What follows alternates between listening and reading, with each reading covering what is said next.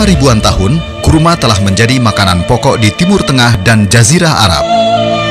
Kurma juga dijadikan makanan utama ketika berbuka puasa dalam tradisi Ramadan sejak zaman Nabi Muhammad SAW. Konon kabarnya, suku Beduin Arab yang terbiasa makan kurma jarang terkena kanker dan penyakit jantung. Berdasarkan riset medis, kurma terbukti memiliki kandungan gizi lengkap yang bermanfaat untuk kesehatan.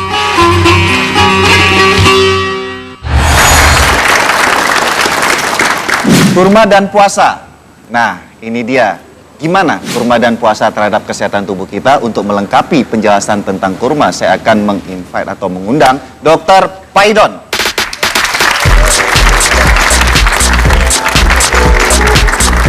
Halo dok, apa kabar dok? Dahsyat, luar biasa. Iya, mantap.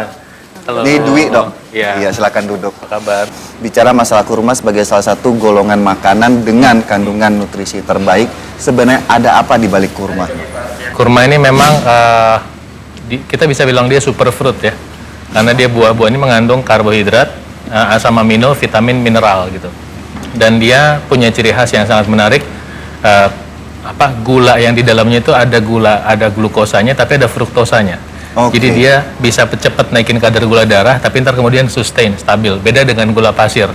Kalau gula pasir, gula darah naik cepat turunnya. Nah, tapi kalau kurma cepat naik, jadi ntar dia kayak yang satu naik, terus yang satu pelan naiknya, ketemu yang satunya turun, dia masih ada yang stabil. Oke. Kemudian dia juga kaya akan berbagai mineral yang memang sangat bermanfaat, khususnya ketika orang menghadapi bulan Ramadan.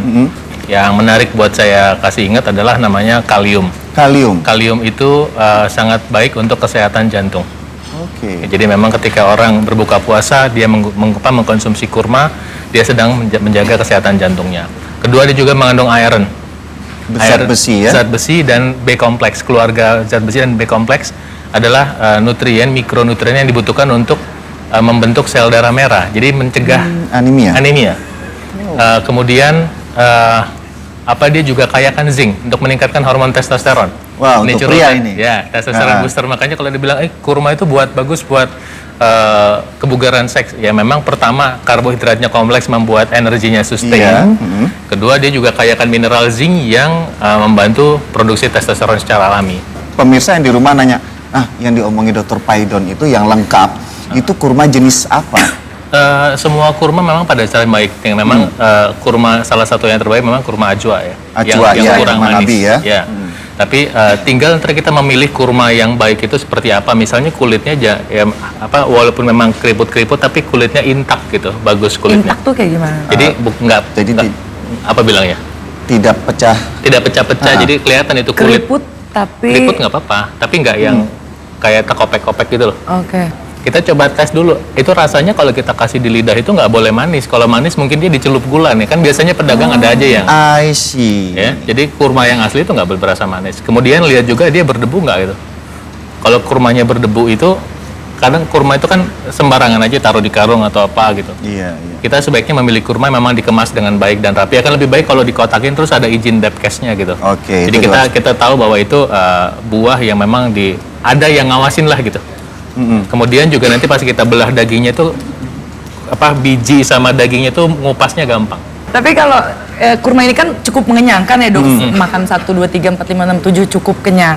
Ya. Ketika kita udah makan kurma, terus ngeliat makanan yang lain, itu boleh sih dokter? Boleh aja, tapi gini, mau makan sehat apa enggak kan masalahnya bukan itu. Oh itu termasuk bukan contoh makanan yang sehat maksudnya? Kurmanya sih sehat, yang sebelahnya kurma yang saya tidak tahu. Prinsipnya makan sehat kan memenuhi 6 nutrien, kemudian basicnya yang saya bagian 1 makan buah 3 kali sehari lokal, kemudian kedua karbohidratnya kompleks, ketiga nggak digoreng, itu aja. Oke. Saya ingin memberikan informasi juga kepada pemirsa yang di rumah. Yuk, Dr. Paidon sama Dwi ikut saya ke meja ajaib. Yuk. Jadi tadi ini pertanyaan sekalian juga menjawab pertanyaan Dwi yang akan dijelaskan oleh Dr. Paidon. Ya, pemirsa di rumah, kalau sudah makan 7 butir kurma, tadi dengan kelengkapan kalorinya, ya, di sini ada nasi, ada steak. Ini hanya gambaran buat Anda, ya. Kandungan kalori dari 7 butir kurma itu sekitar 300 kalori. Ya. Benar ya dok ya? 100 gram ya. Kemudian kalau nasi ini sekitar berapa kalori dia? 100 gram 400 kalori. Oke, 100 gram. Jadi ini 100 gram, kalorinya ini 300. Ini 400. 400. Stick ini? Ini berapa gram? Ini 200. 200 gram. Anggap 200 gram berarti sekitar 300-400 gram. 300-400 kalori. Nah, itu dia. Jadi misalnya seorang pria, tergantung juga cara masaknya nih. Kalau misalnya dia pakai minyak, itu tambah lagi ya. ya. Tinggi banget ya dokter, saya baru tahu ini. Bicara masalah angka kecukupan Ya. gizi, ya untuk pria atau wanita kan rata-rata ya 2.000 sampai 2.500. Di antara selingan dari sarapan pagi, makan siang sama sarapan malam, sebaiknya yang aman. Yang mana, Dok? Saya prefer tetap makan kurma karena ini kan bisa disebut makan lengkap. Hmm. Ini nasi ini sebetulnya malah fattening, malah menggemukkan, apalagi daging kalau caranya seperti ini. Ini nasi vitamin mineralnya sangat sedikit. Karbohidrat semua. Kalau ini protein dan lemak nih. Kalau misalnya dagingnya daging Ada iga, apalagi iga itu sampai 50% lemaknya. Tenderloin gitu ya. Kalau daging yang biasa ini sekitar 30%. Makanya kalau daging sapi saya sarankan pakainya pilih sirloin atau tenderloin, itu lemaknya cuma sekitar 20%. Tapi daging seperti ini juga sangat sedikit vitamin dan mineralnya, terutama vitamin dan mineralnya itu mati karena harus dipanasin kan. Dipanasin itu ya. ya. Dipanasin, sementara kurma masih intak jadi dalam vitamin mineral, dan kulitnya kurma ini kan memang kering, ini kan bagus nih. Nah, vitamin dan mineralnya di dalamnya kan masih basah dia.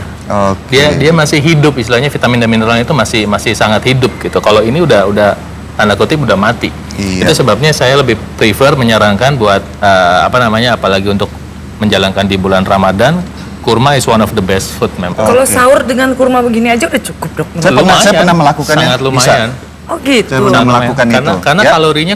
kalorinya cukup tinggi. Jadi Lebih sebetulnya tinggi gini. daripada yang ini ya, nasi, daging dan lain. Kalorinya cukup tinggi, tapi dalam arti dia bisa membantu menjaga berat badan, tapi bukan yang membuat obesitas gitu, beda. Jadi gini, kalau bulan puasa kan protein otot kita kan turun tuh, jadi yang turun kan lemaknya turun, airnya turun, protein otot turun. Dengan bantuan dari kurma otot kita tetap bisa dijaga. Baik, pemirsa, itu tadi beberapa manfaat kurma yang bisa membantu Anda dalam menjaga kesehatan selama bulan puasa. Meskipun di luar bulan puasa, bisa Anda aplikasikan sendiri. Setelah ini kita akan membahas seputar mitos atau fakta puasa.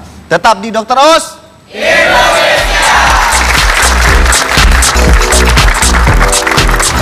Mitos fakta tentang puasa. Benarkah puasa membuat berat badan turun? Mitos atau fakta?